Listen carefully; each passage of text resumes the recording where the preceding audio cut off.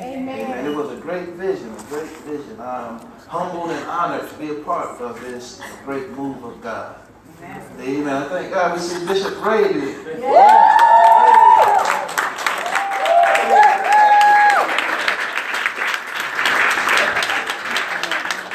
Amen. Praise God. Amen. I also have Pastor Godette with us tonight.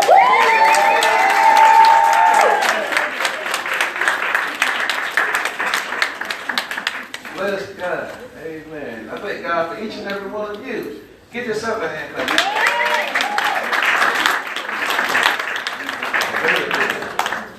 Amen. Amen. All right, folks. Let me recap real quickly so we can get up to where we are now. We talked last night about the agenda of the Antichrist, the agenda of our enemy, who is Satan.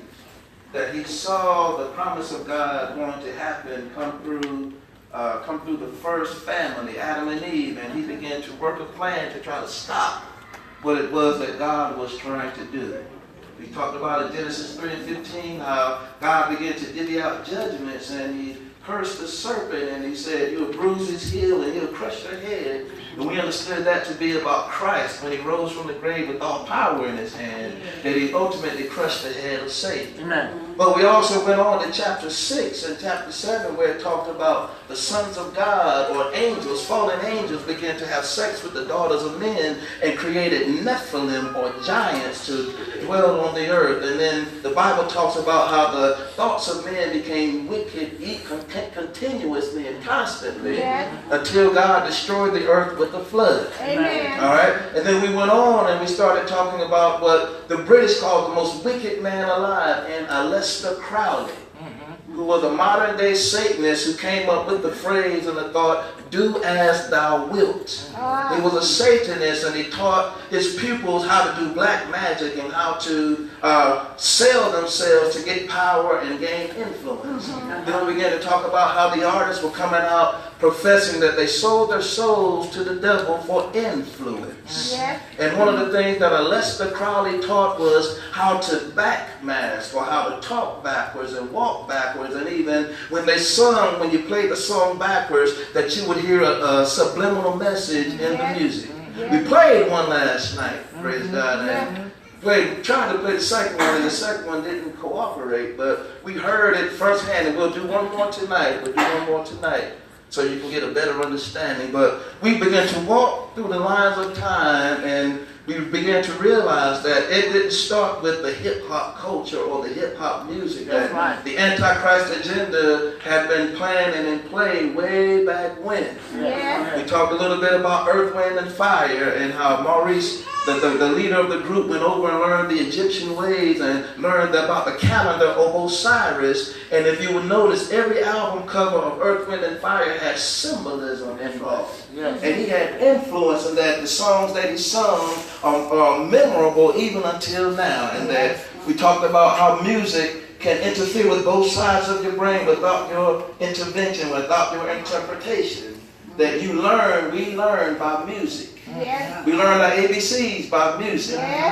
That everything that's why they paid millions of dollars for a 15-segment ad during the Super Bowl, so they can play that jingle, so that they'll know that if you're watching the Super Bowl, you'll hear that jingle, and then you will subscribe to whatever it is they play. Amen. We understood that it is not just music. We understood that there are demonic implications in some of the music, in the culture, and in the entertainment industry. That's right. And ignorance is not an option in this day and time. Amen. We can ignorantly be following the enemy and still die and go to a Satan's hell. That's right. Amen. That's right. All right? So we are to the place where we are now, and we got to a good place to where we stopped. We were talking about sexual exploits that the artists were singing into our children's ears. That they were singing about premarital sex and about strange sex. And we talked about the book and the movie, 15 Shades of Grey. 50 Shades of Grey. Oh, I'm sorry. What did I say, 15? 50 Shades of Grey. And how that book and that movie displayed sexual exploits, and not just sexual exploits, but deviant sexual exploits. And it made its way into the church's ears. Amen. That believers, most especially women, were falling all over themselves, forming book clubs and going to see the movie and subscribing to strange sexual endeavors. Wow. So we get to the place where we are now. We're going to, I told you guys to prepare yourself because we're going to go in tonight. I told you to prepare your hearts and your minds because we're going to go in a little bit tonight. Who did the homework assignment? Raise your hand. You had a homework assignment? Okay. Very good. Good enough. Good enough. Good enough. We'll take care of that a little bit later. So we're going to get right into the lesson and we're going to go at it. Let's go. One of the things that is implied that is dangerous in the culture is pornography and promiscuity. Pornography and promiscuity is pushed and being pushed into our ears and into our hearts and our minds. Pornography is printed or visual material containing explicit description or display of sexual organs or activities intended to stimulate erotic rather than aesthetic or emotional feelings. Promiscuous is simply having or characterized by many transient sexual partners. Or in other words, it is in the eyes of the culture, it is okay to have casual sex. Come on. Casual sex. Sex with this one on this day and sex with that one on the next day. And in the eyes of the culture, that is something that is deemed okay. Pornography promotes promiscuity. It is highly addictive and it works to separate you from channeling your ability and capability to love properly. Love is replaced with lust. Lust feels better to the flesh because there is no effort in lusting and satisfying the lust. Amen. How many know it takes work to love somebody? Yes. But it takes no work at all to fall in lust with somebody. Young ladies, let me help y'all. If this young man rolls up on you and tells you, I love you, let me translate for you. He say, I lust you. I want something that you have. You see, true love won't take, true love will give. True love ventilates itself by giving. Yes. So young people walk around, I love you, I love you. But if you really want to test his love, tell him to wait for you. You want to see how much he really loves you, tell him, I'm worth waiting for. Then you really find out how much he loves you. Amen. Porn gives you an unrealistic expectation of what intimacy is and what intimacy can be. One thing that is implied, listen to me, in pornography is satanic worship rituals are going on while they're satisfying their flesh with unfiltered, untethered desires.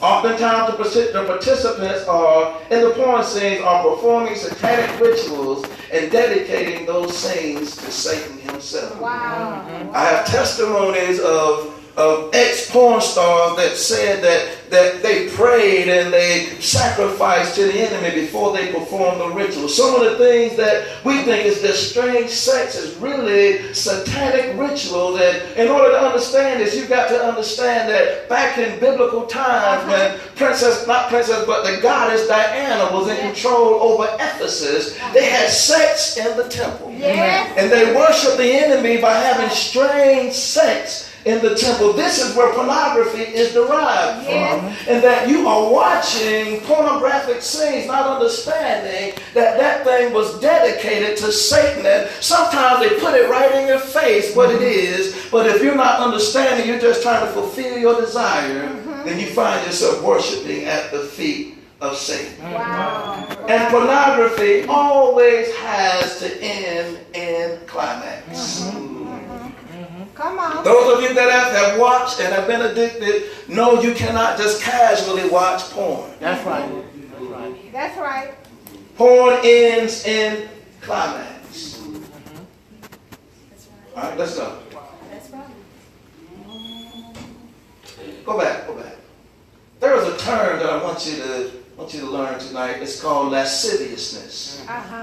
It is inclined to lustfulness, arousing sexual desire, indicating sexual interest, or expressive of lust and lewdness. That is lasciviousness. That is a biblical term. It is in the Bible. Yes. And we find that we are walking around with untethered sexual desire. Yes.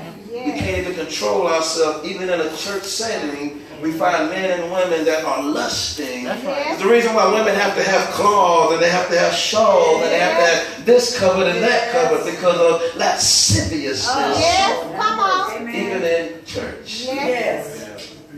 The addiction cycle starts in the mind. Culminates in a fantasy. Then there is the ritual.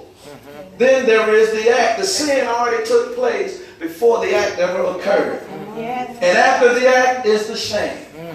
But after the shame that there is no repentance, it starts back over again to the fantasy, to the ritual, to the acting out, and then to the shame. And if there is no turning, then it goes back to the fantasy again. And it is a never-ending cycle Yes. if repentance never occurs. That's right. Wow. All right, family secrets. Family secrets. Every family has a secret. But family secrets lead to family curses. Yes. Come on with it. Family curses have to be broken by none other than the power and the will of God. Yes. The things that happen or have happened Yes. that has become a family secret that you say, don't tell nobody. Come on with it. Don't tell nobody. And then shame encompasses the whole family. Yes. Come on with it. You let the child go stay over there and something happened and the child comes back not the same, and somewhere in your heart and your mind you know something bad has happened. Yes. But in order to protect the family name, in order to protect Uncle Johnny, or in order to protect Aunt Lisa, Yes. you say we're going to keep this undercover. Yes. But the only person that is truly hurt in this event is the one that was taken advantage of. Amen. You kept it a secret, but that child grows up and now is bitter at you and Uncle Johnny because you did not properly protect, cover, or keep them. Come on with it. Family secrets create family curses. Yes. And if that child never gets delivered, that child will translate from the molested to the molester. Amen. Amen. That's right. That child will translate because when innocence is taken, it is not just the body that is affected. It is the body and the mind and the soul and even in the spirit. That little child does not properly know how to love now. That's right. That little child does not properly know how to engage someone Yes. in social activities. Yes. So we've got to be careful with family secrets. Yes. Be careful. Now, you don't have to go and tell everybody, but you have got to address it and then pray about it. Yes. You got to at least don't look it over. Don't sweep it under the rug like everything's going to be all right. Because time can move on, but the hurt never will heal. Oh, my They'll just become professional actors with covering it up. Yes. Yes. Yes. So we've got to learn how to deal with family secrets. Yes. Soul ties. Here we go. Soul ties are created by sexual intercourse. When you have premarital sex with someone, you create what is called a soul tie because sex has been preserved for marriage. Yes. Right. God said the two shall become one. And he only delegated that for marriage. So when you have sex with someone, you tie your soul to that person. And your soul is tied to them. And then sometimes we wonder why it's 10 years down the road and we still got that person on our mind. It's 15 years later and we're still trying to piece together a Frankenstein person to try to fit all of those soul ties that we created down through the years. The only time a soul tie is beneficial is when the two have been bonded together in holy matrimony.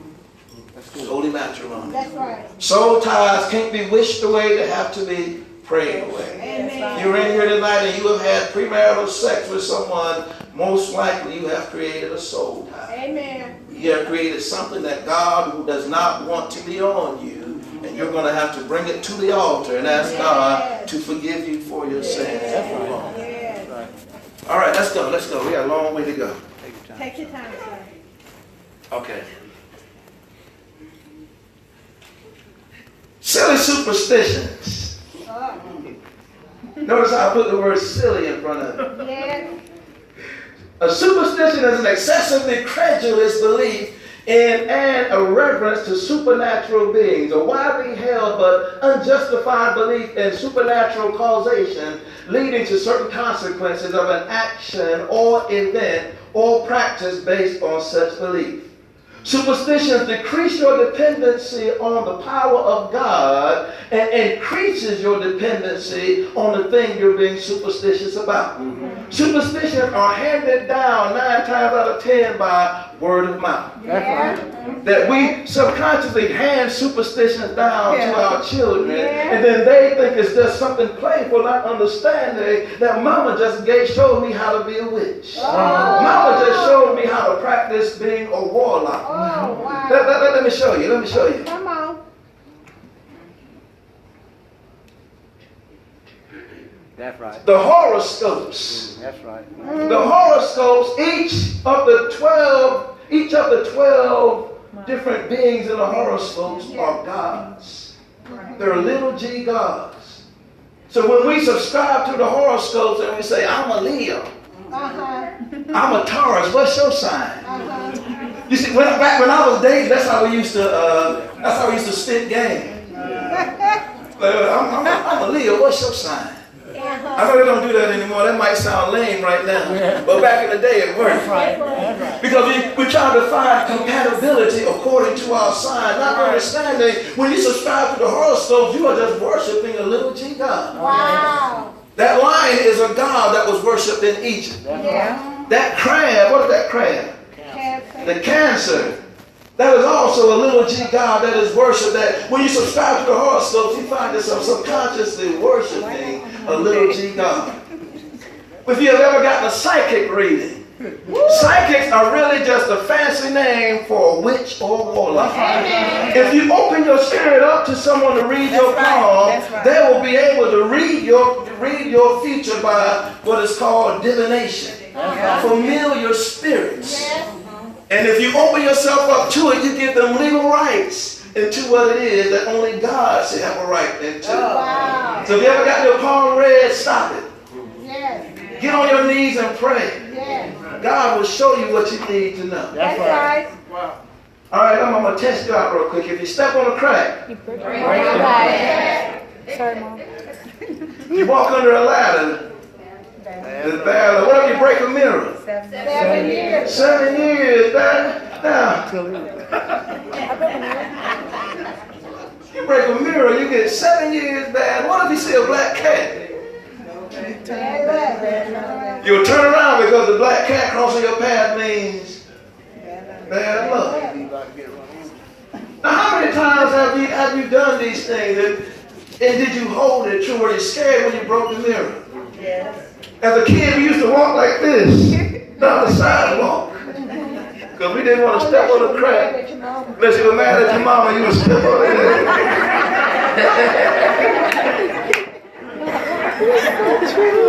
All right. What does it mean when your hand is itching? Can you put a woman's pocketbook on the floor?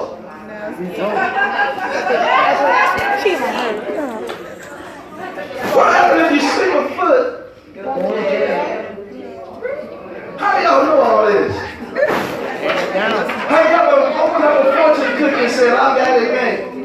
You ever had a rabbit's foot and think you're going to have good luck? Had mood rings, scared to split the pole. Now I'm going to take you a little deeper with this one. Wishing upon a star. Wow. Is witchcraft. Yes. Because when do you wish upon a star? When the star is doing what? Falling. What is a falling star? Fallen angel. Lucifer fell from heaven. And you find yourself wishing upon a star that could not hold its place in the heaven. Wow. Oh, God. I'm going to go a little bit deeper. Go ahead. Blowing out candles on a birthday cake. What do you do after you blow out the candle? Make a wish. You're making a wish off of extinguishing the light. Oh. And Christians don't wish we pray. See how, that's why I call it silly superstition, because it is an easing into our lives, and so much it becomes a part of who we are. All of us have blown out candles and wished upon a star and did not split the pole and all. We've all knocked on wood. We've done all these things. Amen. But those are witchcraft endeavors. Yes. Yes. Wow. Are we still tracking? Yep. Let's go. Let's move on. No umbrella in the house.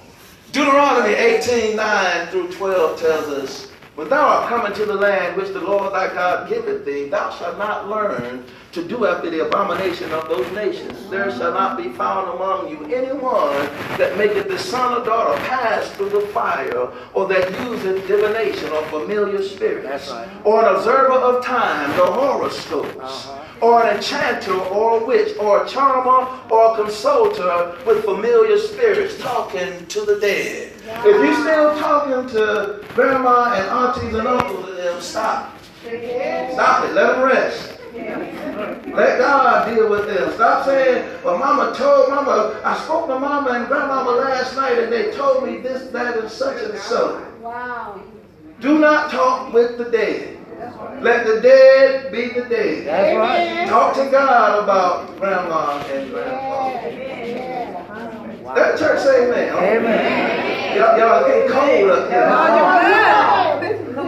For all those that do these things are an abomination unto the Lord, because these abominations the Lord God will drive them out from thee. Let's go. Social media. Social media is a source. Social media is not witchcraft. Social media is not the devil. But social media can be a source of deviltry. Yes, sir. Social media can cause you to be depressed. If you have to get up in the morning, before you brush your teeth or wash your face, you've got to scroll down your timeline, then you have become addicted to social media. You got to check your social feeds on Facebook and Twitter and all these other ones before you do anything. Then 9 times out of 10, if you start shaking because you think you missed some news feeds. If you post something and you don't get as many likes as you want and your heart starts to feel some kind of way, then you are addicted to social media. If you equate who you are as to how many people like your post, let me help you. They don't even know you. Like, 9 times out of 10, they didn't even read the post. That's good. Good stuff, man. Good stuff. And social media can become weapons of mass destruction. Amen. One thing that I found with social media is that it takes away from social interaction. That's right. Yeah. And it's just not Facebook and Twitter, it's also texting, emails, all of these things that are socially involved are taking the social out of our lives. Amen. We find out we'd rather send someone a tweet than to call them on the phone. Amen. We'd rather post about something, and this is what we do. Don't move on from this. We'll post about something real sneaky. And we'll say something without really saying it, and hoping that the person you talk about scroll down your timeline and see your post. Instead of calling them up and say, you offended me. We'll put it on the internet for millions of people to see. And then when you get called on and say, I don't know what you're talking about. I know y'all waiting for the hip hop. We're going to get there. No, we have I'm trying to help you. Social media is taking the socialization away. Yes. And now we have people fighting all out wars on a Facebook wall. They're posting, and this person catch the post, and they're going right now behind them, and they're posting, and they're posting back, and they're posting back, and nobody's using names, but everybody reading it knows who they're talking about. My. We had all-out, full-blown wars on social media. Yes. No shots have been fired, but people are mortally wounded by what they saw. Wow. Wonderful. Good stuff. That's all I have to say about that. That was good right there.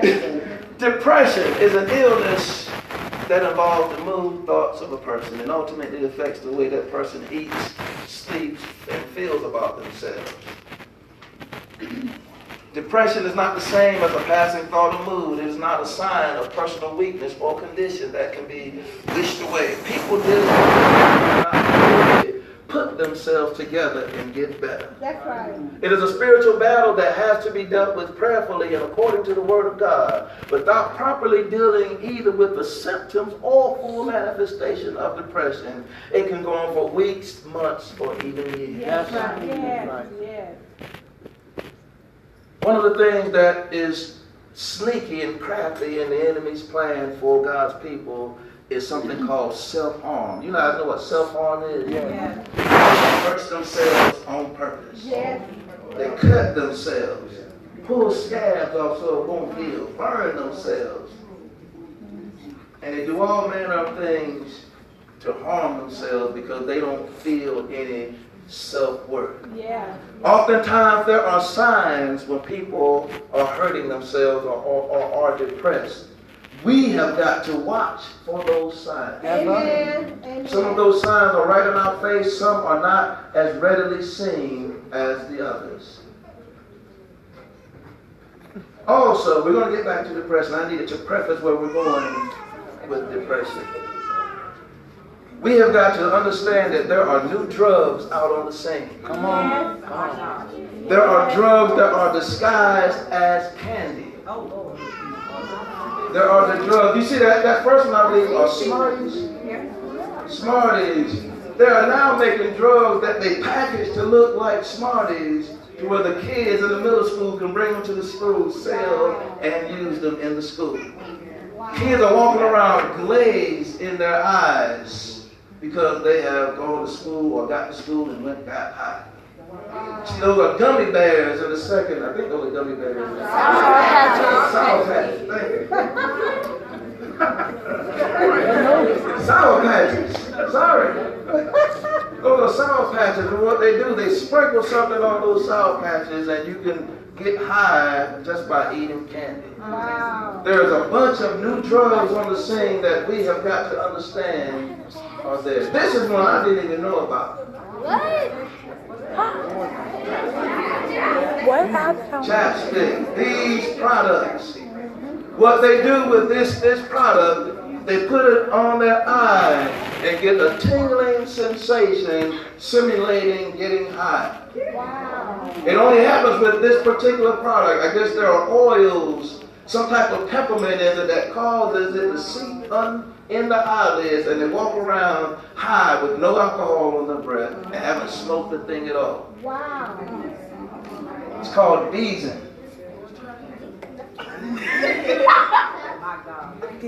Google it. Wow. This is called the purple drink. This was made popular. They call it mint. It's cough syrup and see, I don't even have to teach it. I don't even have to teach it. You understand what I'm saying? The enemy has gotten so far until all I have to do is show the picture and everybody automatically knows what I'm talking about. Back in the day, they called it scissor or drink. They just changed the name. You know how you do in a club when they have a fight and close it down? They just change the name of it. Yeah. But the atmosphere is still the same. Yeah, that's right. All right, let's go. And all of these things are household products found in the house that can be mixed and made. Lord Jesus. Over-the-counter drugs. Parents, if you have over-the-counter drugs in the home, do not leave them out. Because the kids will find a way to use and mix them to get high. Lock them up. Lock them up. If you have meds in the house, make sure the bottle is labeled with what that med is and put it up high, lock it away, because if they find it, they're going to find a way to get it. They're either going to crush it, swallow it, or put it in something to drink. Lord help. Even with over-the-counter drugs, something that was made to help becomes a hindrance when it's used in the wrong way. That's right. All right, let's go.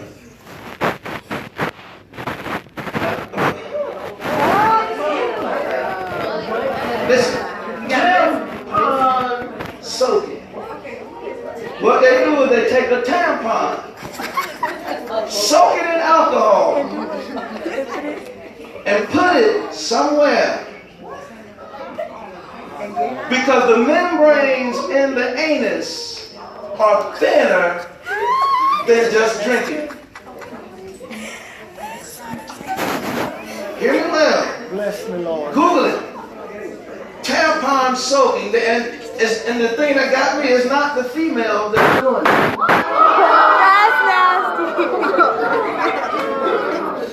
They soak a tampon in alcohol and they walk around all day.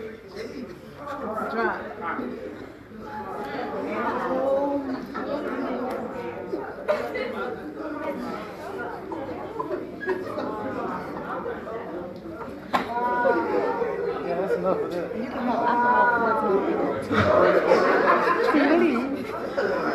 We got a long way to go. We got a long way to go. Y'all shocked already. Y'all ain't gonna make it.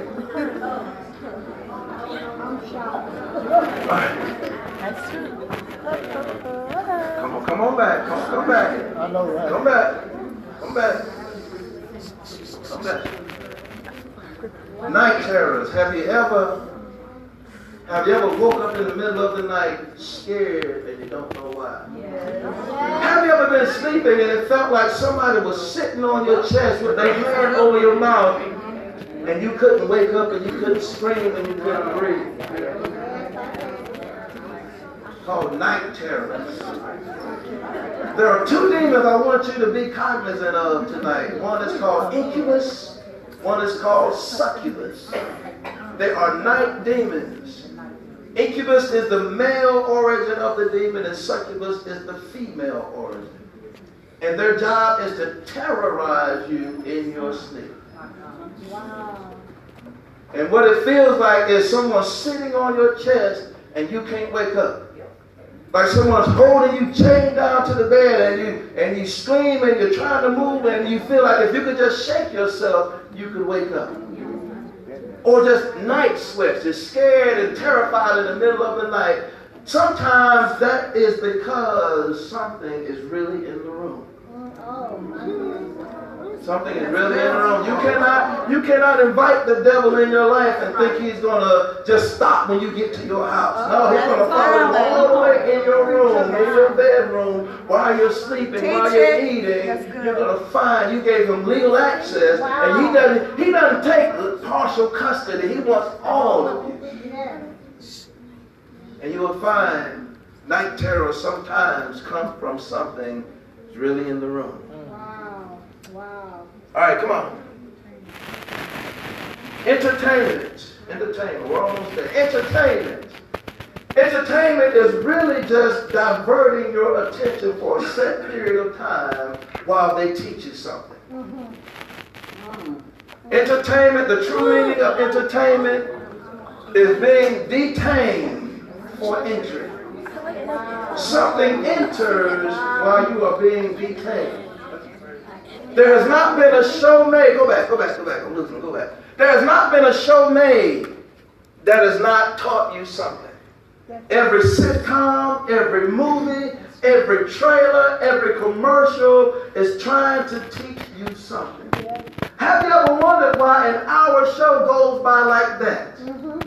But a pastor calls prayer, you can only pray for like 5 minutes. And it seems like that was an hour. Let church say amen.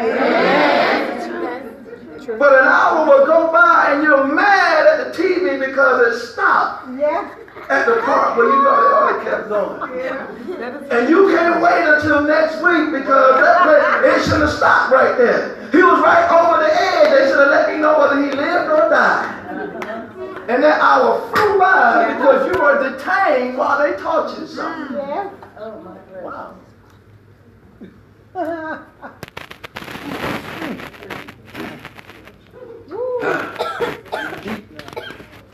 All right, who likes horror movies? All the time. I love horror movies.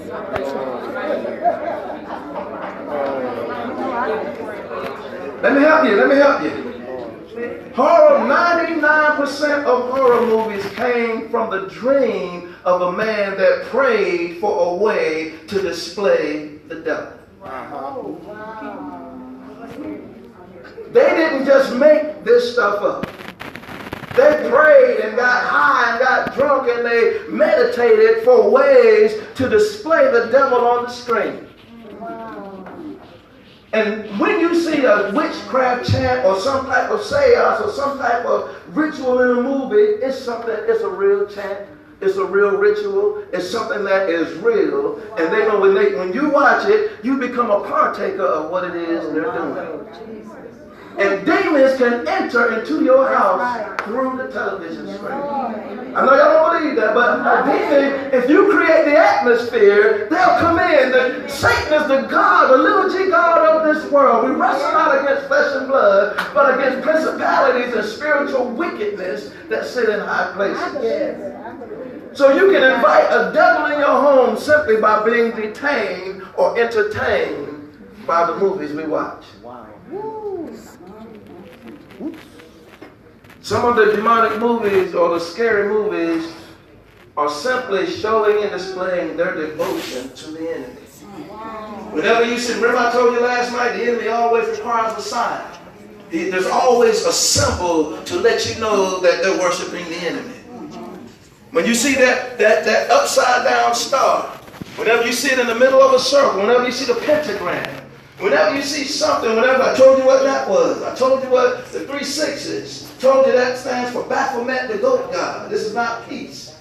Whenever you see these signs, you're seeing someone showing their devotion to the devil.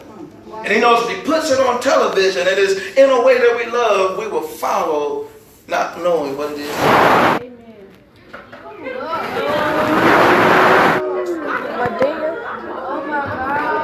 You are also detained for doctrine. He detains you to indoctrinate you. We're so busy laughing at Medea and Martin cross-dressing until we just skip over the fact that God does not want a man to put on a woman's apparel. That's right. Come on.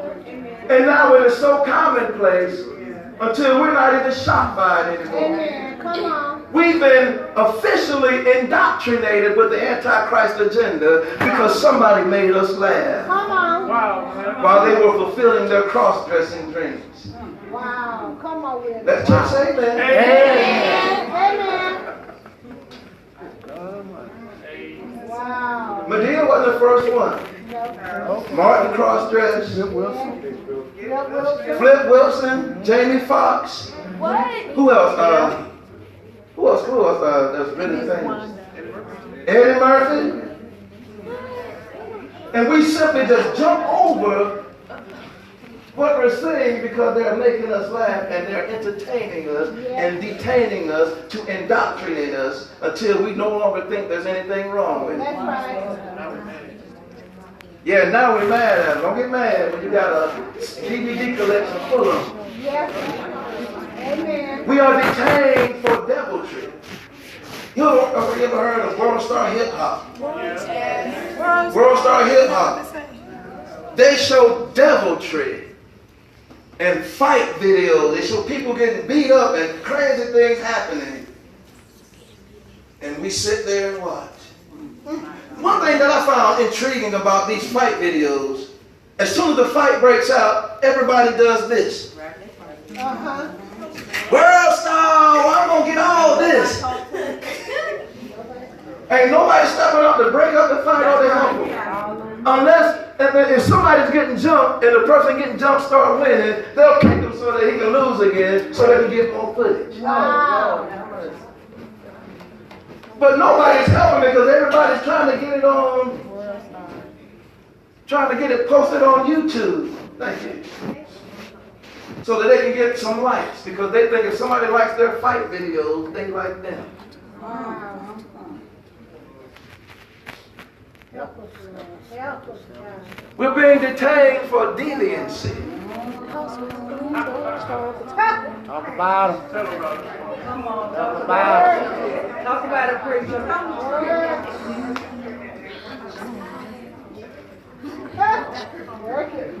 I don't even have to teach this one, do it. Good. Reality shows are not really reality. reality. That's right. They are staged and they are fronted Yes. so that they can keep you going. Yes. Real housewives, desperate housewives, whatever you want to call them, are showing the deviancy of society, the deviant nature, the downside. There's always something crazy going on in these shows. Drama. Drama. There's always something to keep you detained another week. Don't you think that these people can get along for 1 week? One episode up there to get along if it's not being stayed. It should be an almost fight just about every episode. And how many times are you going to almost fight? They get right to the end, but they're going to lose their shape.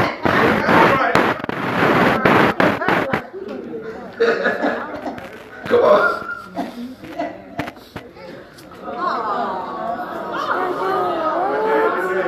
I ain't got to teach you. I ain't got to teach you. I don't know. I wasn't right, Pastor. Love and hip hop.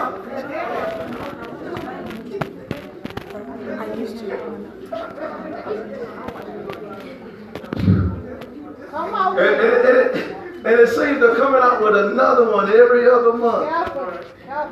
The thing about love and hip hop is that that's staged as well, just in case y'all don't know. Amen. Yeah. But they're showing the deviant side, and these guys are has-beens. They're wannabes. They'll never be what they want, so this is the last line that they have for Spotlight.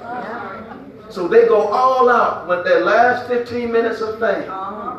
Most of what you see has already been pre-staged, preordained to happen. Yeah. And they know they'll keep you going because we are attracted to their personalities, the way they talk, their swag, the way they move. It's not even about them, it's about what they represent. Yeah. Yeah. That's good. That's all I got to say about that. Y'all already taught it for me. Come on with it. You're being detained for defiance. You're being detained while the enemy is defiantly coming after God. Yeah. And he's doing it with our favorite shows and characters. Yes.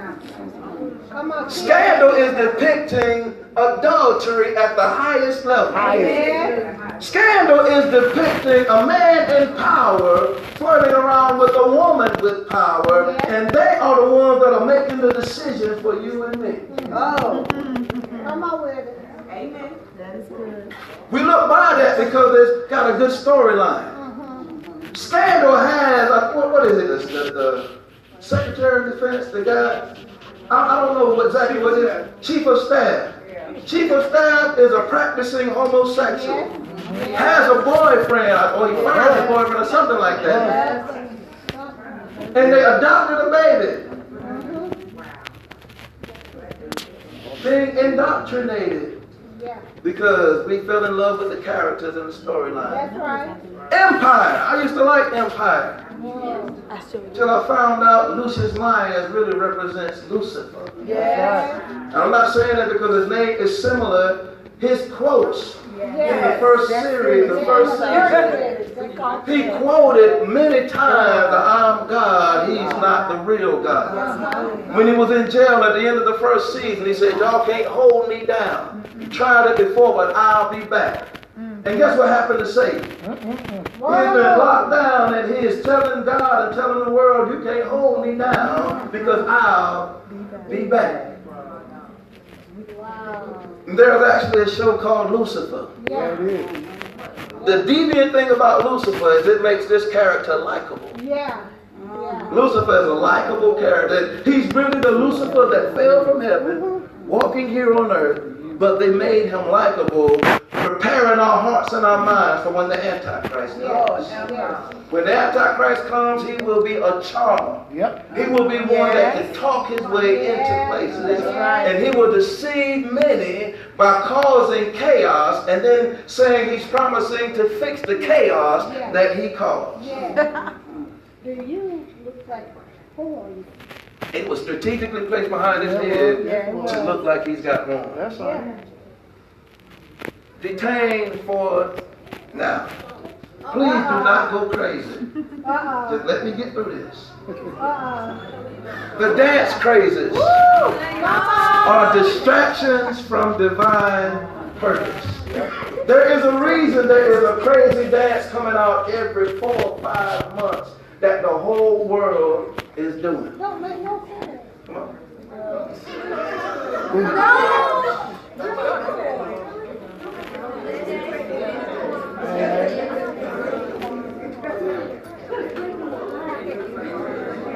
Give me a second.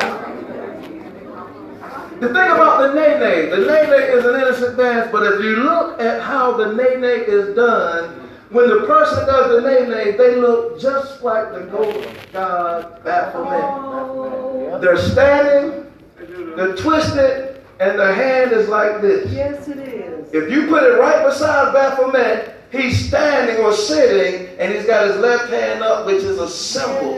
Yes. The other thing about the nene is you have to twitch to do the nene. And when you see guys doing the nene, they look more feminine than the females. True. You see guys doing the nene, they are twitching and twerking just as good as the women are. They got their hands thrown back and they watch me weird, watch me nene. And I be like, my God, a man ain't supposed to move like that. Church folks and man ain't supposed to go side to side.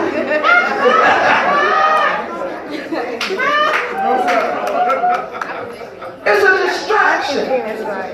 That's right. It's a distraction because kids spend hours on YouTube trying to perfect the whip and the nene. Yeah.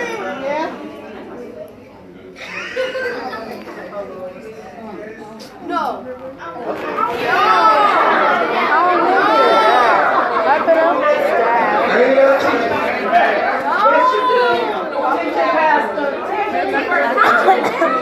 Hey, look at your neighbor. Look at your neighbor. Say, you mad? You mad? Or not? Or not. You mad? Or not.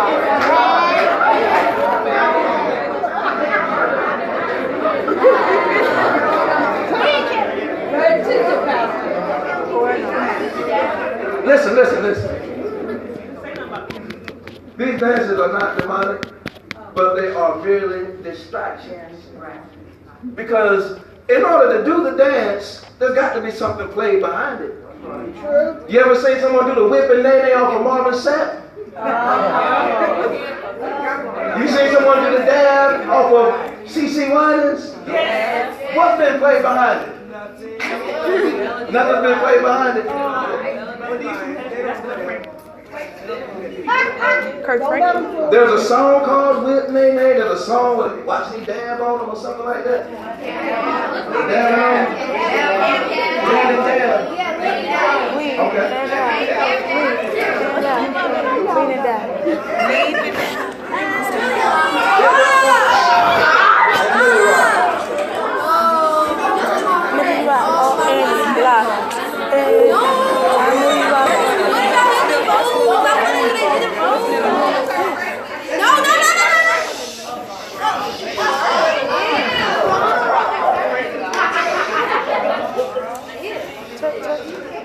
Stop here for twerking. Everybody get quiet.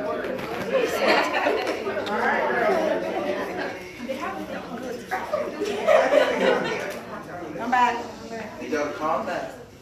You gotta calm down. I know this is exciting and this is something. Let's get through this. I'm not up here to entertain you. I'm after something. So I need your attention. I know it's strange saying this stuff up here, but I'm after something tonight. I did not spend all this time on this just to simply make you laugh. I could have sent you the video if I just wanted you to laugh. I'm after something. That's right. All right, look, twerking. Twerking is something that you guys didn't make it up. I know you think you did, but you didn't make twerking up. Twerking has been around for a long time. Long time. But what twerking does is it devalues the woman. Yep. Amen. You think because you get a whole lot of likes on a twerk video that they like you. No, they don't like you. And they'll never want to get to know you. That's right. All it's going to make them want to do is to do something to you. That's right. Amen. Twerking is so pervasive. This girl don't have nothing to twerk. I'm standing in front of the mirror, twerking, making a video, sending it to their boo. Their boo is turning around and sending it to all his buddies. You ever heard of the term thought? There was actually a page created with females that took pictures, sent them to their boo, and they boo sent them to somebody else who posted it on that page. Wow. So now you are forever on the internet. Wow.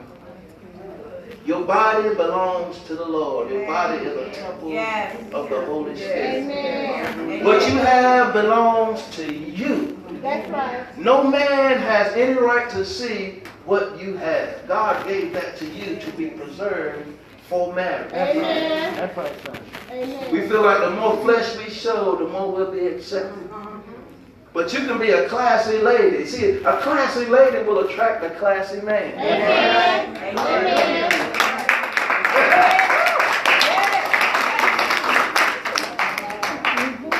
So you don't have to show your skin. You don't have to show your cleavage. You don't have to show anything, whatever. Cover it up. That's right. Cover it up and watch. You see, instead of the woo, baby, you get somebody to actually walk up to you and look you in the face and talk to you. Amen. Amen. All right, let's move on. That's good. I like that.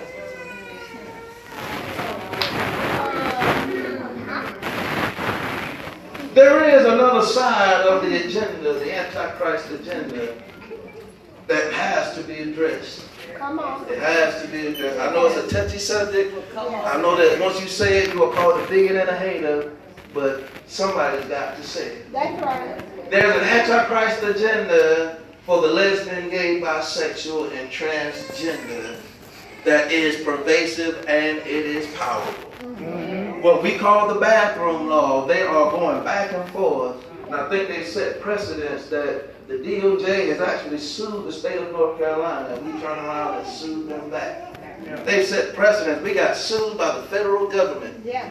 over a law. Yeah.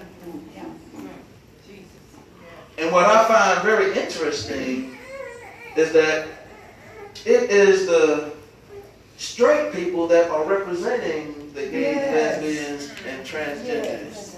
When you see them on TV politicking, those people have a wife or husband they're going home to. But it's because the agenda is so powerful, and it's coming like a tidal wave. Yes, sir. There is no way in the world we're going to be able to stop. And if all you have to do is just ask your middle schoolers, do they see two girls holding hands or two boys holding hands? Or probably worse. That's already here. Yeah. This bathroom law is just a modicum of what the enemy, what his plan is That's right. for us. Let me lay this out for you. There is a natural order of the family Come on, bring it. Bring it. as given to us by God. Amen. Amen. Jesus is the head of us all, and the husband is the head of the wife. Yes. The husband is the provider and the spiritual head of the family. He loves his wife like Christ loved the church. Amen. The wife submits to her husband as unto the Lord. Yes. She is the nurturer of the children, and she submits to her husband's authority. Yes. That is the natural order That's the that order. God has given to us. Amen. But this agenda promotes homosexuality, promotes gay rights, devalues traditional family, demands non-discrimination laws, legalize homosexual adoption of children, teach the acceptance of homosexual lifestyle in schools, and legalize gay marriage. How much of that has already happened? Already. All of it. Demand public funding to fund the homosexual agenda, promote the transgender agenda, impose a large-scale loss of free speech, ban counseling for kids confused by homosexual issues, compare the struggle to the civil rights movement, Wow. cause businesses to conform to the movement.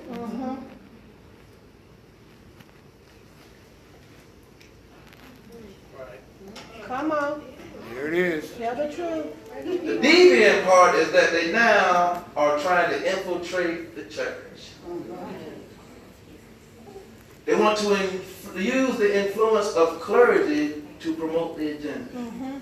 There are now churches with a pastor and a first man. That's right. A male pastor That's right. and a first man. That's right. Amen. There are now churches that have been planted with a female pastor and a first woman. Amen. True. And now churches are even being sued because they refuse to ordain someone that is openly homosexual. Wow. And this is not for children, but for the churches. If you don't have the paperwork to back it up, the way you believe, what your statement is, then they have a right to sue you because of it. The moment we open the doors and started hiring, then you have to hire them on the basis of what you are asking for. Right. Right. And if you discriminate against them because they tell you they're homosexual, they have a right to sue you because you did not give them the job based on something that was not a part of the criteria for the requirement. All right, let's go. The most sinister part of the agenda is to downplay, diminish, deteriorate, and outright destroy the role of the father in the home. This is not said, but it is implied. Yes. They will promote the agenda, but they won't promote. And you will notice when you see, even in commercials now, they are having just the mom and the child. In the commercial now, you'll see two males saying that they're the dad. Amen. On a cereal commercial, I believe. Yes, it is. On a cereal, Captain Crunch. Campbell's Soup. Thank you. But it said have two dads. There's a commercial, what? Love has no gender, love has no age, or something like that. There is another commercial circulating on the internet to where it says love has no age. They didn't publish that one. But a grown man comes out on this side, and a little girl comes out on that side. Yes. Search it. And one of the things is that love has no age. Promoting pedophilia. You see, when you open Pandora's box, That's right. you're subject to whatever comes out That's of that right. box. That's right. Wow.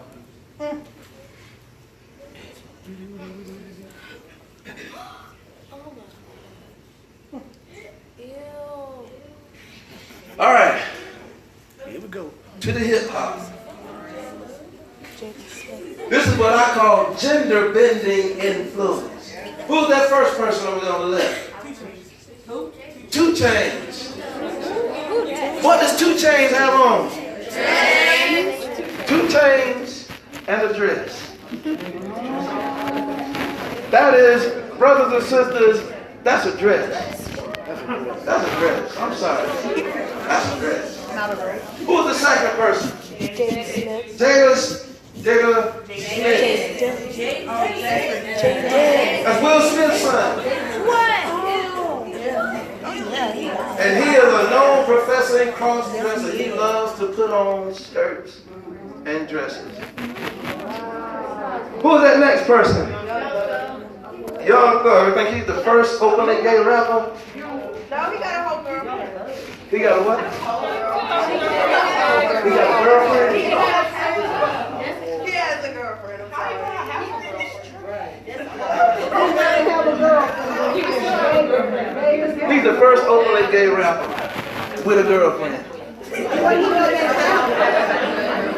they've been handling it down for years. Yeah, he told everybody.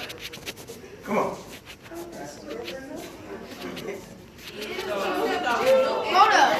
That's Snoop Dogg. And what he's showing you is finger. He got his fingers, he got his nails done. He got his nails did. That next person is CeeLo.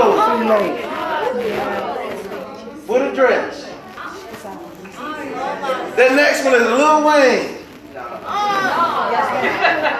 Lil Wayne. With a dress. and I think those are boots. That is a rap concert. The one at the bottom is Caitlin. Caitlin.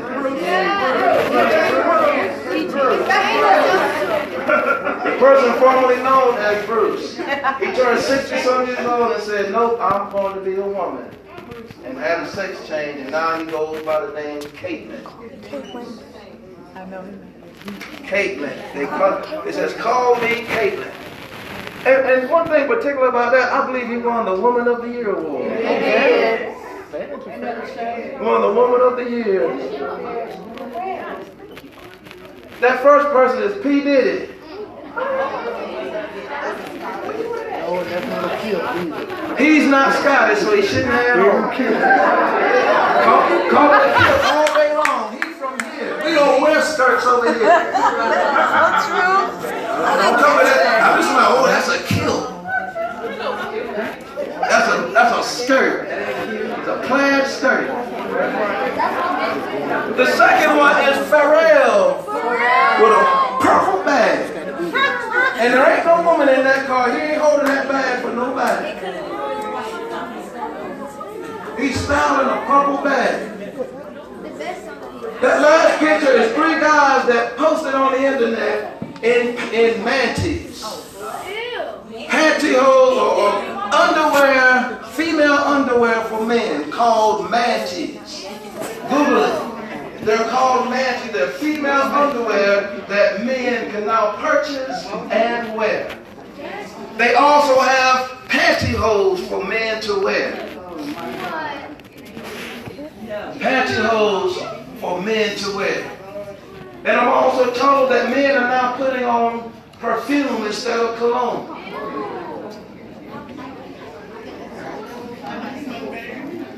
Because the enemy is trying to smear the lines to where you can't tell what a man or a woman is. You can't tell where the line actually stops. You know something is wrong when a man is getting his eyebrows arched, getting his nails done, putting on girl panties and pantyhose. So you got to draw the line somewhere. You got to draw the line somewhere.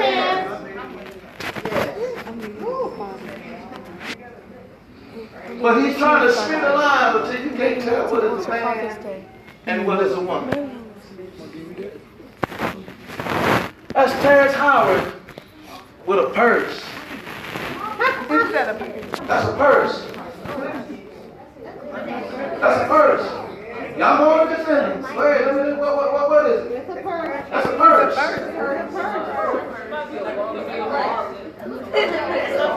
It's a man bag. A man bag. This is a man bag. You don't need one. This is a man bag. It get any bigger than this. We got to talk about it. Man bag. Man bag. All right, that second one is nail polish for men. It's called Evolution Man. It is nail polish that men can now purchase and put on. Called Evolution Man. Nail polish for men to put on. That last one of the manties I was telling you about is underwear, girl underwear for men to put on. There were other pictures that I could not post in church. That part of the research I did not enjoy. Lord Jesus. I said, Lord, get me out of here quick. Those are called skinty jeans. Skinty.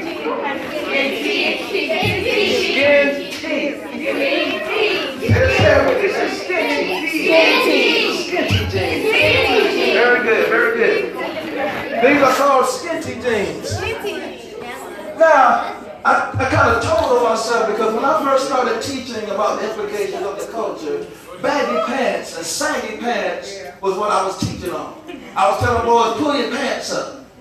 Buying pants 2 sizes too big. And right before my very eyes, the climate changed, and now instead of men wearing baggy pants, they have gone into their sister's closet and now wearing their sister's pants. I mean, A man should not walk around with skinty pants on.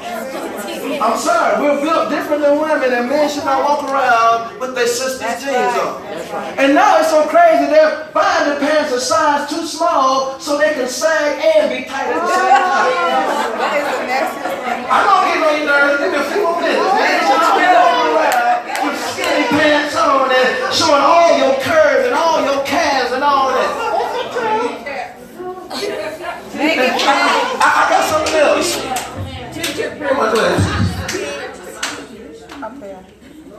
Let me read this to you, then we're going to move on.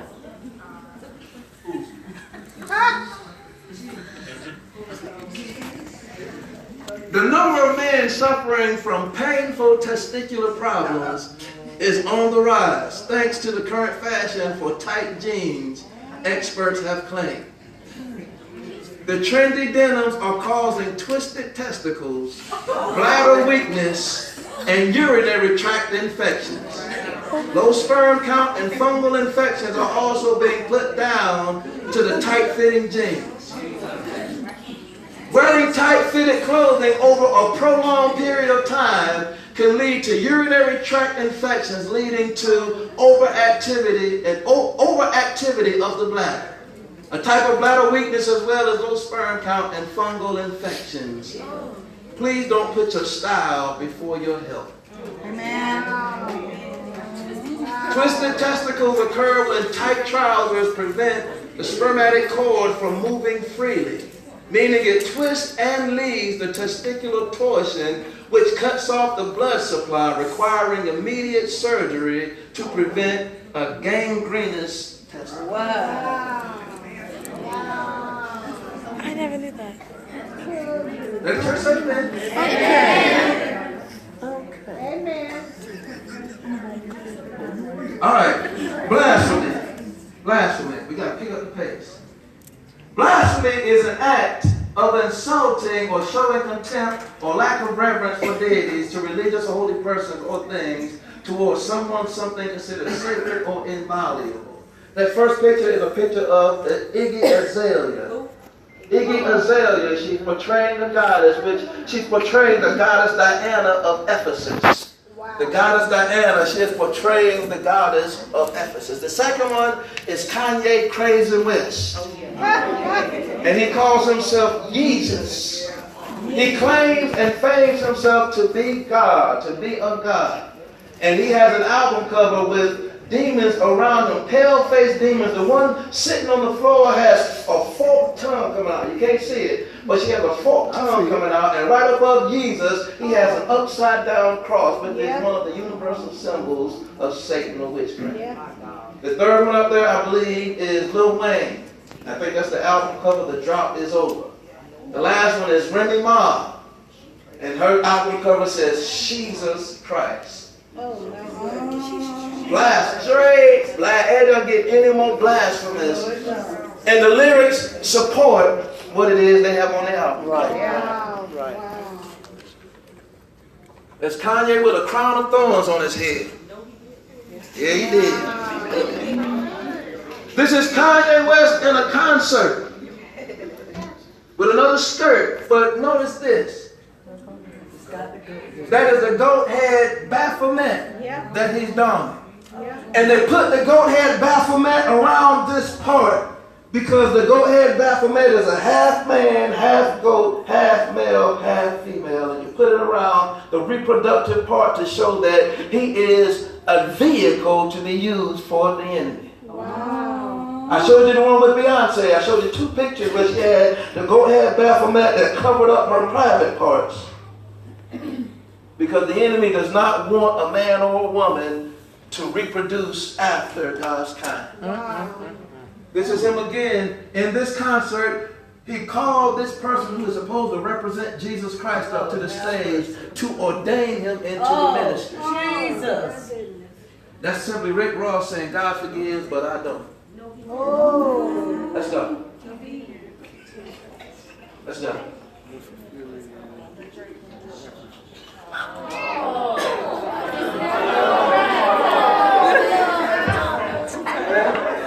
I ain't got to teach. Teach yourself. This is the lyric of one of this song. This song is called Fallen Angel. It said, if I could take a trip to outer space, she would be the one I would see when we get to heaven's gate. She would welcome me with open arms, her arms open wide, and her smile would shadow me brighter than the sun. She hasn't had a fair chance, so I'll give her one. Let me tell you who she is, yeah. She is a fallen angel sent from heaven up above. She's a fallen angel waiting for me to love her, yeah. She's a fallen angel. Take your judgment off her. I know that she's a fallen angel. Wow. Now, to the pessimist, you can say, he's talking about a girl. But is he going to meet a girl at heaven's gate? Nope.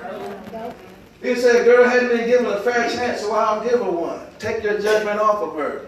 Those are references to the fallen angel, which is Lucifer. Yeah. If you look at his hand, he has a skull with a halo over it, representing a fallen angel. Wow. He has it on both of his hands. That's the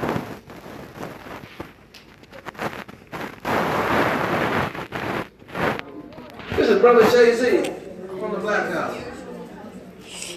And those of you that know Jay-Z know that he laces his lyrics with demonic implications. Every album he's made has demonic, but I wanted to show you this one. I wanted to show you this particular one because this just blew my mind. The name of the song is called Lucifer. The Lucifer, son of the morning. I'm going to chase you out of the earth, Lucifer, Lucifer, son of the morning. I'm from the murder capital where we murder for capital. Lucifer, Lucifer, son of the morning. I'm going to chase you out of the earth. Lucifer, Lucifer, son of the morning. You change your attitude. For they asked him, what happened to you, Lord? Forgive him. He got them dark forces in him, but he also got righteous cause for shining. Them will murder me, so I got to murder them first. Emergency doctors performing procedures.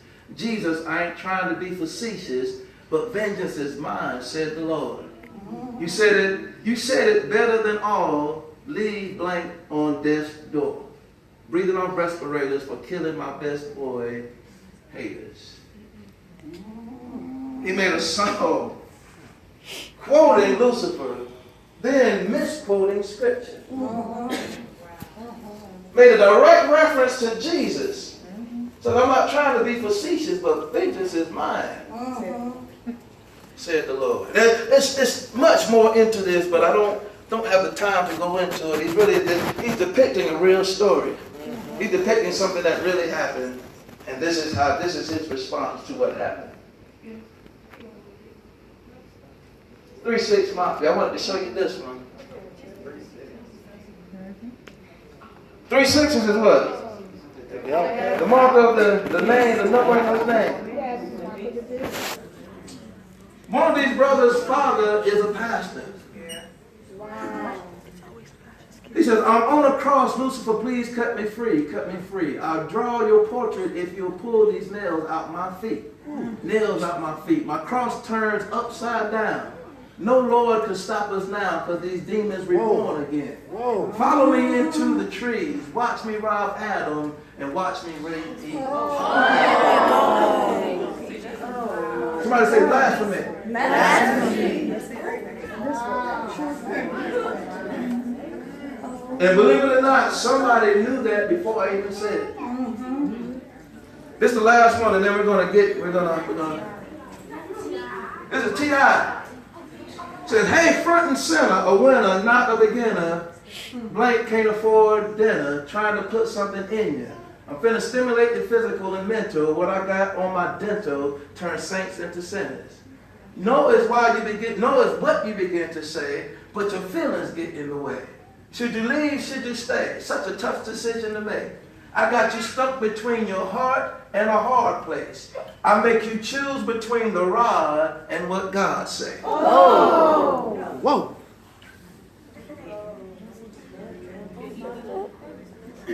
Y'all know what he's talking about? Yes, sir. All right. Tell your neighbor, it gets worse. It gets worse. This brother preached at Newburgh. He preached a Sunday morning sermon at Newburgh, Bishop Eddie Long Church. YouTube it.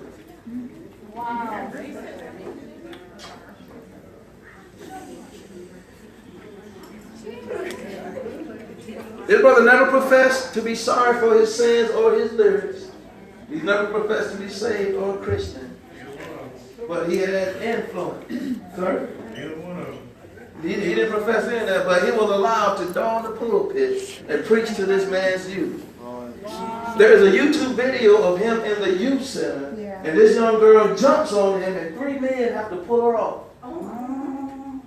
Do you think she got ministered to or entertained?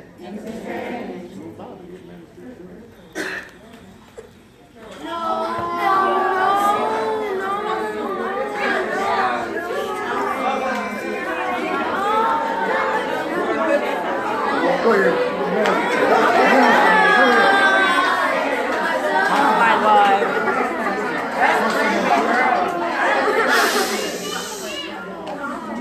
Remember I told you last night, the enemy is not going to allow any of these superstars to reach superstardom unless they first give up something. That's right. They have to give up something to reach this plateau. It's just not going to happen. He's not going to allow them to represent him in front of his people unless they promise him something or give up something. That's right. Nobody is exempt. The ones you like the most are the ones you should be running from. That's right. You see your response when I put that up? Yes, sir. That shows how deep he is. That you just cannot accept that Adele could have something wrong with her. Right. Because she sings hello.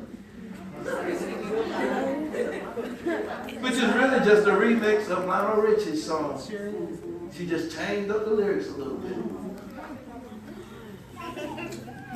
I told you about backmasking last night, that it is impossible to say the same word frontwards and have a message backwards unless you learn the teachings of Aleister Crowley, who taught his people black magic and how to backmask, talk backwards, walk backwards, write backwards, and even sing. It's demonically inspired whenever a person sings a song forward and a message is played backwards and you hear audible words. It is impossible. It's impossible to turn a word around and get another word out of it unless there is a spiritual occurrence there. All right? I ain't gonna play it. Y'all already creeped out.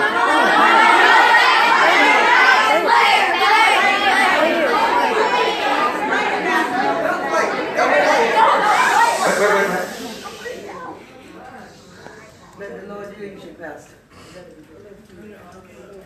Let the Lord lead you. Pay attention. You have to pay attention, all right? And I'll stop it. I will just play a little portion, then I'll stop it.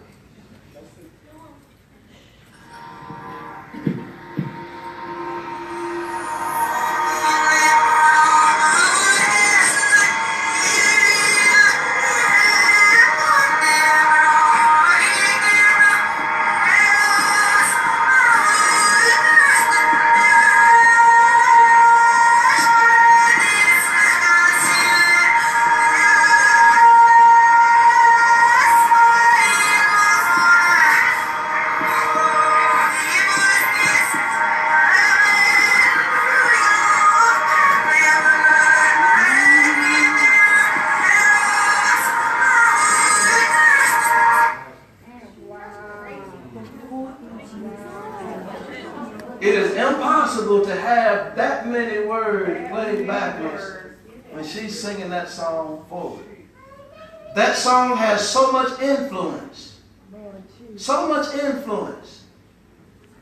The influence was given by the enemy because when you're singing it forward, you're also singing it backwards. That's right. Your subconscious mind is singing that song, singing those lyrics backwards. You don't know it because you can't catch it with your mind. But if you're singing it forward, then you also have to take into account what has been played backwards. And that's just one of many. I have a bunch. And all of them are popular.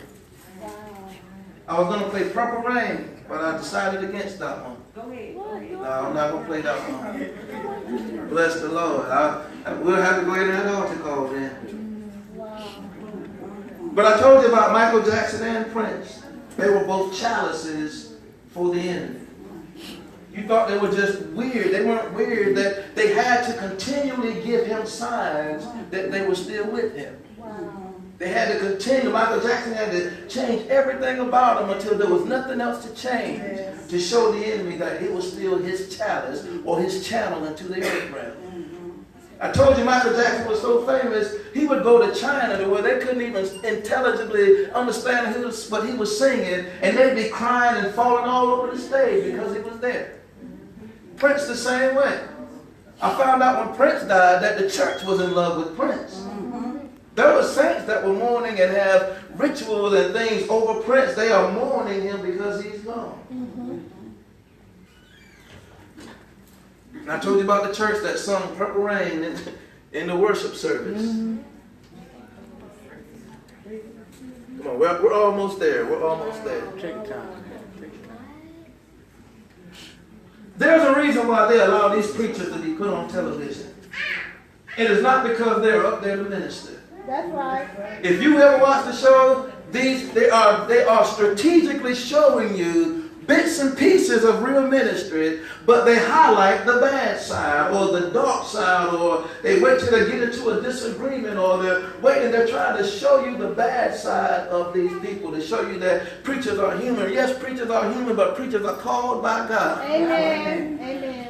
But they know that the masses or the population will believe whatever they see. If they want to devalue and discredit clergy. Amen. And the best way to do it is to put clergy on television and show their flashy, flaunty, bad side. And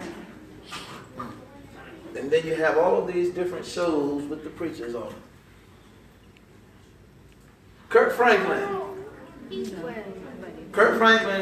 and he's just been Kirk Franklin. He's been borderline for some time now. Yeah. But he's finally crossed over, y'all. Yeah. He made an album called Losing My Religion. That's not the bad part. The bad part is he's going on secular radio stations. Number one, he's apologizing for the church. He's apologizing for the church taking stances that the church is supposed to take. Number two, he is talking around the questions they're asking him about where he stands. He refuses to give them a point-blank answer whether or not he believes in Jesus Christ and he's still following him. He made a song, what is it? 1, 2, 3, Victory. All he did was remade the beat from KRS-One. That's a beat, that is an old hip-hop beat that he put Christian lyrics on. But remember I told you, the spirit of the artist follows the artist. So whatever spirit that song was made in, followed Kirk Franklin in this current version of the song. It's a banging song. It's got a nice beat, but he stole the beat from a secular artist. And God is not without resources to where we got to steal a beat from the earth. That's right. Amen. That's right. And now he's done a song with Kanye West. Oh. He's done a song with Kanye West called Light Beams, or Ultra Light Beams. Thank you. Ultra Light Beams. And I want you to YouTube this video, Ultra Light Beams, the Saturday Night Live version. I want you to YouTube it. Ultra Light Beams, the Saturday Night Live version. It has got so much imagery, the way that they're dancing, the way that they're moving, and at the end of it, this guy actually manifests a demon. He falls on the floor and he's crawling around and he gets up and he just starts to mumble words in a deep voice that's not his own. Kirk Franklin is on the video supposedly blessing him while he's on the floor praying. And he has collaborated with, he's not the first one. Yolanda Adams sang Jesus Walked with him. Yes, she did. Yeah. She sung on us because we believe that we have to mix with the profane to get some type of notoriety. But God wants us to separate. He wants the believers to be separate. That's right. He doesn't want us to mix with them. He wants us to be separate. And the light draws the darkness into the light. Yes. Okay. Come on, that's the interview. You can YouTube the interview. He's got plenty of them where he went to secular stations and interviewed and apologizes for the church, and he starts talking about how he lost his religion. All right, tattoos. We're just about there. Tattoos. Who has a tattoo?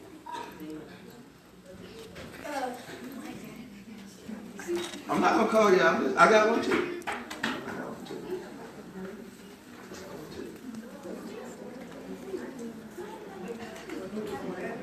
Tattoos began with Cain in Genesis chapter 4. God marked Cain to show anybody who came in contact with him that he had already been punished for killing Abel. Tattooing began as a sign of punishment. First thing a demon wants to do is act out in you and show his control over you. And one of the ways that he does it to show ownership is by piercings and by tattoos. In Egyptian time, in the old times, when they wanted to know how the cattle that they owned, they would pierce them in a certain place to where other farmers would know this cattle belongs to me.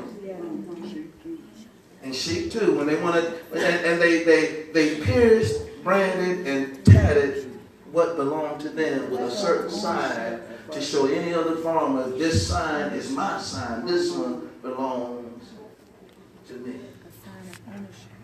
The same premise, the same principle is derived from getting tattoos. It can be an innocent tattoo. It can be a tattoo of a cross. It can be a tattoo of your mom. It can be a tattoo of some event that you had. But when you are getting tattoos, be mindful that the person that is tatting you is going into covenant with you. That's right. Oh, man. That's deep. In biblical times, they formed what was called blood covenants. In a covenant, you have a giver and a recipient. The giver is the one that draws the blood. The recipient is the one that sheds the blood. So when the person is giving you a tattoo, you don't know what that man or woman has prayed over and what covenant they're trying to enter into. And you don't have to verbally give commitment for the covenant to be legal and binding. Just by you letting them cut you and draw blood, you have gone into covenant with that person. No matter what spirit they're in, no matter who the God they serve becomes your God. Because you formed a blood covenant.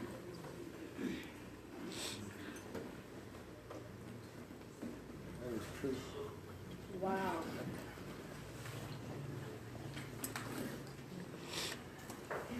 This is a quote from an ex-witch. She just wanted to be called Beth. She said, a blood ritual is a satanic ritual that is done as a covenant or pact, mirroring the covenant God made with his people. There are at least two people involved in this type of ritual, the person shedding their own blood and the person invoking a demon and its power. The tattoo artist is the one initiating the covenant. The person receiving the tattoo or shedding blood is the recipient of the covenant. She goes on further to say, this person who is shedding their blood is the recipient in this transaction. They are giving their blood, their life, in order to receive some sort of benefit, such as life, prosperity, fame, fortune, or power. The cuts are now an open doorway for the entrance of evil spirits that the recipient have granted permission. Often people who participate in a blood ritual also give up rights to future generations as well. And even further than that, you got to be careful how you just do stuff because it's popular. Right. We do it because it's a popular thing to do. We're going to get tatted up because everybody getting tatted up. Then we get tattoos, we don't even know what it is. You tattooing Chinese words and tribal ritual cuttings on you don't even know what it means. And you could be invoking or have invoked some type of spirit to have legal access in your life because you wanted to get tatted up. That's outside of the parameters of what God said in Scripture. Amen. I don't even have to invoke what the Scripture says in order for you to understand the danger in getting tattoos. All right. We're just about there. Who's that first person?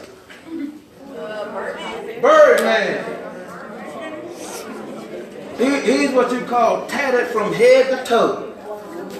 This brother has a star tatted on the top of his dome piece. A bright red star. And that wasn't enough. He went and got some other stars to go with it. I guess that star got lonely.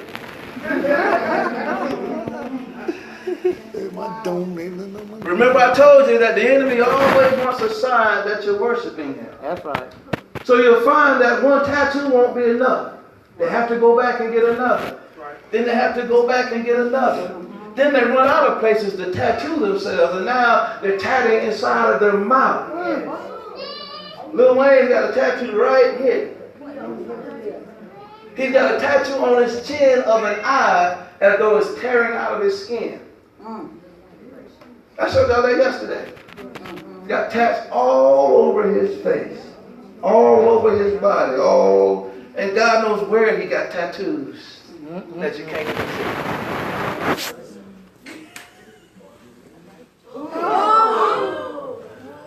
Who's that? Young Thug. What's that on his? I know you can't see it. That's an ice cream cone. That brother got an ice cream cone tatted on his face. Now, what logical reason would you have to get an ice cream cone permanently put on your face? Gucci Man's got one on the other side, twice as big. An ice cream cone. I mean, he couldn't get his initials or something. Brother got an ice cream cone. This is a tribal tattoo. This is just showing that facial tattoos are not new. This is a tribal tattoo that they would tat themselves according to their tribe or their victories or different things of that nature. That's Rick Ross. He's got tatted on his face right here, forever, rich forever. This next one is Chris Brown. That is a tattoo of his girlfriend after he beat her up. After he beat her up and he got the picture from the police department, he went down and got it tatted on his neck. And tell me, is something wrong with that or not? Yes, sir. That's demonic.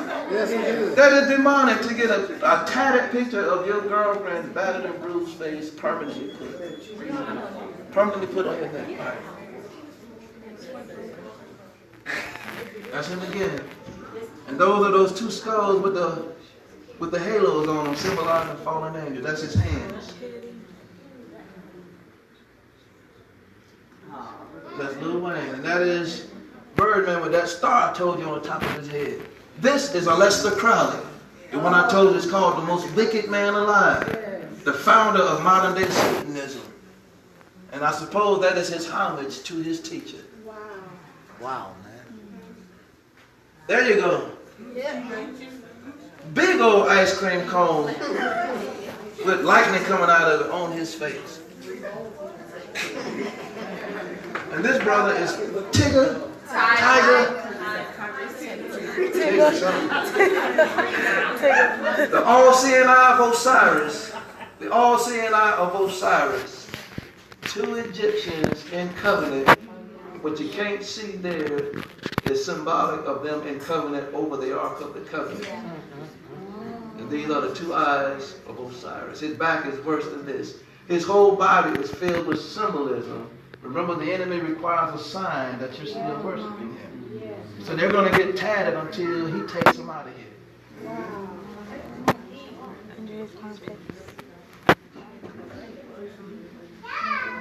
Is there more?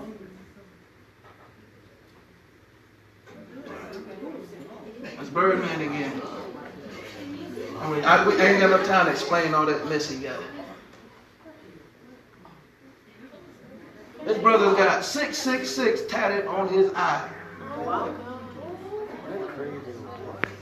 This is Chris Brown's back with the pyramid with the all-seeing eye in the middle. That is the eye under Lil Wayne's chin I was telling you about. Like it's busting out of his skin. I just wanted to show you a few examples. This brother has the goat head Baphomet tatted on his chest. And he's got his eyes blacked out with cat eyes. And there's more symbolism here, but you can't see it from as far as you are. All right? All right. We're done.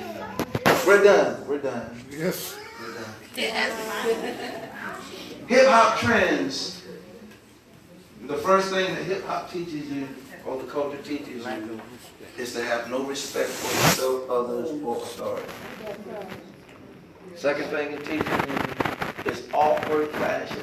But awkward fashions are okay. It's okay for a man to be on his sister's pants. It's okay for men to walk around looking like women, or sagging their pants, or girls walking around looking like men. It's okay in this culture that we live in. And hip hop is full of women especially, with low self-esteem. Most of the ones, once they get to a place, have some type of plastic surgery done. Some type of plastic surgery done because they have low self-esteem. And it teaches rebellion and Satan. Rebellion and Satan. Go one more. I think that's it. That's it. All right.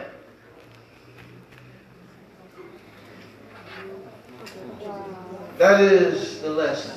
Praise God. That is what God gave me. That's what I gave you.